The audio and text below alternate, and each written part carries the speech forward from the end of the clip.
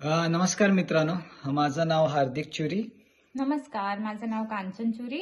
आम्ही बेसिकली दैसर रहिवासी आहेत आणि आम्ही दोघांनी इंजिनिअरिंग केली आहे. मी इन्फॉर्मेशन टेक्नॉलॉजीमध्ये केलं आहे IT मधून आणि कांचननी कम्प्युटर सायन्समधून केलं आहे. आम्ही गेल्या 1 वर्षापासून स्वीडन या कंट्रीमध्ये आहे.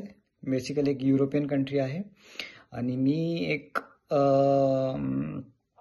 रिटेल कंपनीमध्ये SAP ॲप्लिकेशन एक्सपर्ट म्हणून काम करतो आणि माझी मिसेस एका